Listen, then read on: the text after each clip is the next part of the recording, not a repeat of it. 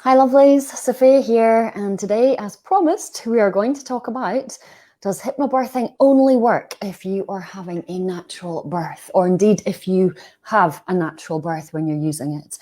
And first off, the great big answer to that is no.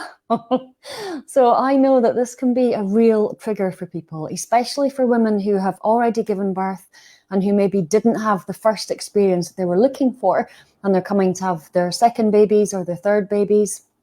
And it can be really infuriating and triggering and upsetting and traumatizing and distressing and just downright piss them off if they feel as if somebody is saying to them, you could have had this experience, but you didn't. And so that isn't what hypnobirthing is about. So a lot of people, if you ask anybody, what is hypnobirthing? Somebody might say to you, it's breathing techniques, it's visualization, it's mind over matter, it's hypnosis. People might give you all of these different ideas, but that's like saying that a car is 4 wheels or 3 wheels and it's made of this and it has seats and it has a steering wheel. Those are parts of hypnobirthing, but they aren't what hypnobirthing is. So what is hypnobirthing? Hypnobirthing, in short, is recognizing that you can take a massive responsibility for your birth experience and influence it as much as possible. So that's not to say that if things don't go according to plan, it's your fault. That's not the same. Taking the blame for something is not the same, or accepting the blame is not the same as taking responsibility for something. So you can decide that you can make an influence to your birth experience by how you think, by how you act, by how you move your body, by how you respond to situations. But what you're not doing is saying that if you don't get exactly the birth that you want, that somehow you've done it wrong. That's not ever the case. So, can hypnobirthing fail? Can you fail at hypnobirthing? If you don't use any of the hypnobirthing techniques, if you just go, oh, forget it, don't care what's happening, whatever happens, happens, then yes, to some extent, maybe you feel like you failed. But if you are still accepting responsibility, if you're still saying, oh, this is happening now, what do I do about that? How can I respond to this? How can I best support myself in this situation? Then you are using hypnobirthing. Does hypnobirthing fail women? Again, I would say no to that. If you can use any of the techniques to stay calm, to be able to think more rationally, to have been informed in the run-up, even if your birth plan goes 100% out the window in a million gazillion pieces, if you have used hypnobirthing in the run-up to your birth experience, to your actual birth, if you have used the techniques, you've enjoyed the relaxation, you've done the planning, hypnobirthing has already supported you right up to that moment. So, do you have to have a water birth with some soft music playing in the background? And do you have to have flowers in your hair and somebody whispering sweet nothings to you for you to have a hypnobirth? No, absolutely not. So I spent 6 hours over the last 2 weeks helping somebody who is having a C-section. It's a planned C-section. We're using hypnobirthing techniques for her to have her planned C-section. You can use them for an induction. You can use them if you require forceps or ventouse for assistance. You can use them if you are having lots of drugs for pain relief. You can use all of the skills, all of the techniques, all of the tools to help you to feel more calm and relaxed, no matter what kind of birth you are having. Even if your birth plan gets completely shredded on the day and you do something different, taking the time to prepare a birth plan, to know what your preferences are, is what will help you to feel much more calm, much more relaxed on the day. So knowing that you can influence your birth, and let's face it, how could you not influence your birth? You're influencing your birth experience, whether you are consciously doing it or not. You are influencing how you are right now, how you feel right now, how you think right now, by how you're holding your body, by how you're breathing, by how you're speaking, by what you're saying to yourself. You cannot not influence your birth. You are already influencing your birth. But are you influencing your birth in a positive way or in a negative way? If you are freaking yourself out with scare stories, with horror stories, oh, this happened the last time, so that's definitely going to happen. This happened to my friend. There was this horrible midwife. There was this. If you're making those stories in your head, then one, please don't tell me you can't visualize, because you're already doing it. The people who worry the most are amazing at visualizing. So don't worry that you can't visualize. You can. But if you're imagining those things, you are creating a negative influence on how you feel. You're setting yourself up to feel more uptight, to feel more scared, to feel more tense. And when you are in that, it's what we call the FTP, the fear, tension, pain cycle. The more you're worrying yourself, the more likely you are to have a difficult experience, because you're tense. And who isn't tense? You know, if you think about getting whacked or whacking your hand on the back of the door, jamming your thumb on the door, it makes you tense. And when you start to think, okay, so I don't know how I'm going to cope with this, but here's how I plan to cope with it. Here's the breathing, because I know when I breathe like this, I have more oxygen in my system. I have more nutrients going to my baby. I have a better blood flow going to my uterus. My uterus is a muscular organ, and it needs the blood flow. It needs the oxygen to work. And so if we start going, don't want to think about it, don't want to think about it, is it over, is it over, is it over? No, that contraction's just got longer, is less effective. You are more uptight, you are more scared about the next contraction. And so when you can breathe, when you're with the breath, when you can calm yourself back down, when you can start to imagine in your mind yourself in a special place, in a happy place, when you feel the love and the support that is around you in that moment, then you are influencing your birth in a positive way. But recognize that you cannot not influence your birth. You're either influencing it in a positive way or you're influencing it in a negative way. So how is it even possible to use hypnobirthing if you're having a C-section? Isn't it just about lying back and everything being nice and relaxing? No, you can use hypnobirthing no matter what kind of birth you are having. So this is not about saying, learn hypnobirthing, you must not have pain medication, you must birth in this way, it must be an active labor, you must think like this, you must do this. It's not some kind of cult. Here are the skills, here are the tools and the techniques for you to feel more calm and relaxed during labor and during birth, no matter what that birth looks like. So if you are planning an induction, or you know that it's likely that it's already been suggested that you need to be induced, you can use the hypnobirthing skills and tools that we give you to begin to unpick what that looks like. Is that the best thing for you to do? How could you then use the hypnobirthing skills and tools and techniques and way of thinking to influence your induction to be less painful, to be more comfortable? And so that's one way of looking at it. If you need to have a C-section, it's either a planned C-section or an emergency C-section. If you know what kind of C-section you're looking at, obviously it was an emergency, you won't know that right now unless today is the day that you are in labor. So if you are just looking at it and saying, how could I use it then? You can use it in so many ways. You can still create a lovely, calm and relaxing environment around you during a C-section. You can still ask to have that contact with your baby early on in the C-section. As soon as your baby is out, you can ask for your baby to be there. You can still have your birth partner right with you. You can still make sure you get that early skin to skin. You can ask for the screen to be lowered so that you can see what needs to be happening. You can do all of these things. And why wouldn't you do these things? Because again, you're influencing your C-section, you're influencing your birth, whether you like it or not.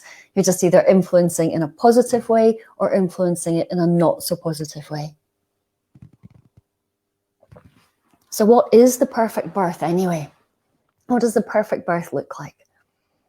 Well, your perfect birth might be very different to somebody else's perfect birth.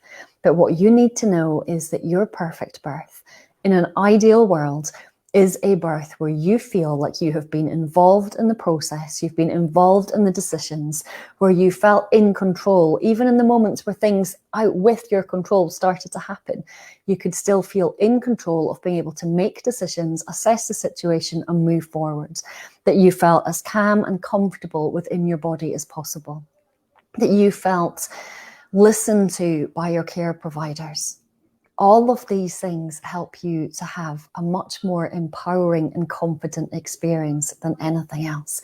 Knowing that you've been able to make choices about your body, your baby, your birth experience makes an enormous difference. So do you have to have the perfect natural birth for it to be a hypnobirth? 100% no. And the feedback that I've had from my clients over the years is that they do not always get the perfect birth. They do not always have exactly what they dreamed would happen. But 100% of the time, the skills, the tools, the way of breathing, the way of thinking, the way of knowing how much you can influence your own natural state, 100% did get them results. So whether or not it played out exactly what they wanted, they knew that they felt calm and in control. They felt empowered to ask for help, to ask for pain relief, to ask for any support that they needed.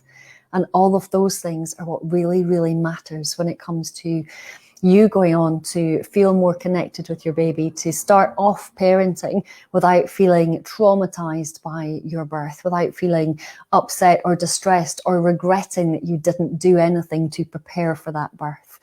So hypnobirthing, yes, it's the breathing, the skills, the visualization, it's the birth plan. Yes, it's all of those things.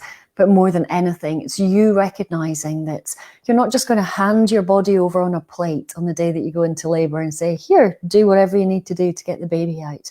Maybe that is your thinking, yes, do whatever you need to do to get my baby out and for my baby to be well. But you can influence so much before you get to that point.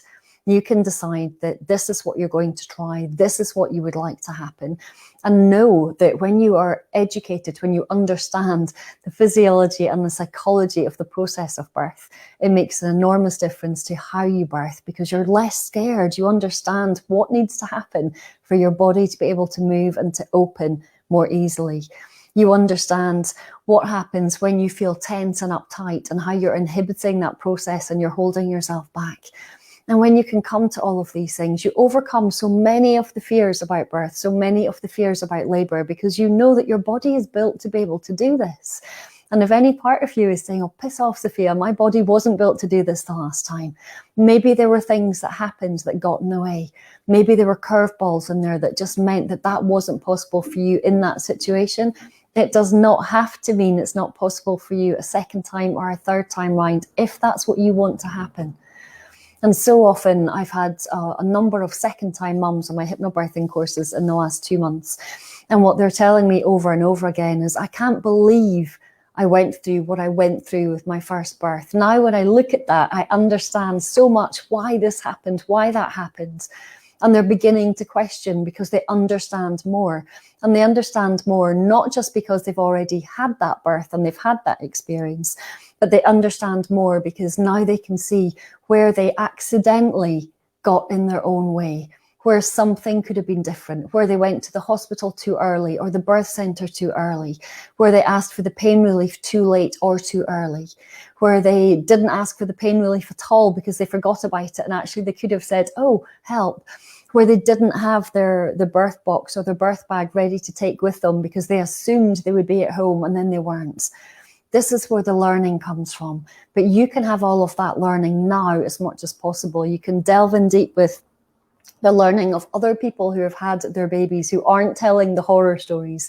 You can learn from me when I've worked with all of these pregnant women to be able to help them to have the most calm and relaxed birth as possible, with as much comfort as possible, without sacrificing the safety of their baby or the safety of themselves. And so this is what hypnobirthing brings to you. Whether or not you're planning the natural birth or you just want to take all the drugs possible, but you also don't want to feel out of control. You don't want to feel like you can't remember your baby's birth. There are lots and lots of ways that hypnobirthing can help you.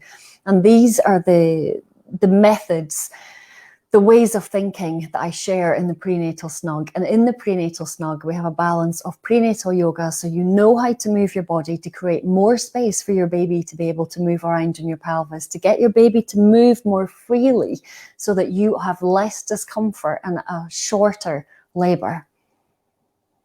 I teach you how to relax, Knowing you need to relax, just relax, you'll be fine. Well, how do you just relax? If it's normally at home with a bottle of wine and a Netflix series, it's not going to help you because you won't be doing that on the day. We can have the Netflix series, but maybe not the whole bottle of wine.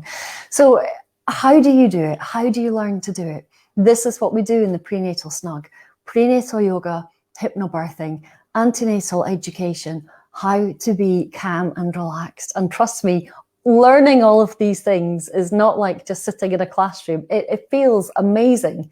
You will have such a sense, a physical sense of belief in what your body is capable of doing if you allow yourself to throw out all the rubbish that's got into your minds over the years when it comes to birth. And they've got into everybody's minds. Before I started teaching this, I also thought birth was some big, scary, excruciating thing where everybody had to squeeze their fists and go, I don't want to do it. You don't have to be that person because all of this information is there waiting for you so that you can feel calm and relaxed and empowered. And that's what I would love for you to experience. The prenatal snug is £20 a month. It's an all-inclusive membership. Everything you need is in there. If at some point you're going, Sophia, I would like some more one-to-one attention, that's separate. We add that on, no problem whatsoever. But everything that you need is within that group. Your relaxations, your breathing techniques, your prenatal yoga, your hypnobirthing, your community, how to be calm and relaxed, how to plan, your antenatal education. How does the baby even get out of there? Why does it matter whether I breathe or not? We're not just trying to distract you. There are scientifically proven ways that explain why we ask you to breathe the way that you need to breathe so that your baby can be born with the most comfort and so that you feel calm, relaxed and empowered. So if you would love to know more about the prenatal snug, check out sophiahansen.com/services or send me a message at any time. All of the information is there on the page. It's a lovely community and I absolutely love sharing with you what you need to know to have the best possible birth, because if there's one thing I cannot overemphasize, it's that you cannot not influence the type of birth you have. You're either influencing it in a positive way or you're accidentally influencing it in a negative way. And I would love for it to be positive for you. So that's it for now. Happy Tuesday. I was going to say happy Thursday, nearly the weekend already. Hope you're up to something lovely. If any part of this video has spoken to you today, then send me a little message underneath. Just post up a comment. Let's get some chat going and see what you think about hypnobirthing. Because the more that I understand what you understand or don't understand about hypnobirthing, the more that I can help you to recognize that if this wasn't called hypnobirthing and it was called something else, it just helped you go, oh, I definitely need to do that, then that's what we need to get across to not just you, but to every other woman. Because the more that we get this conversation going, the more that we are helping women to give birth feeling calm, confident and empowered. And can you imagine what a future world would look like if every woman started off like that? I can. All right, lots of love. Happy Thursday. Bye-bye for now.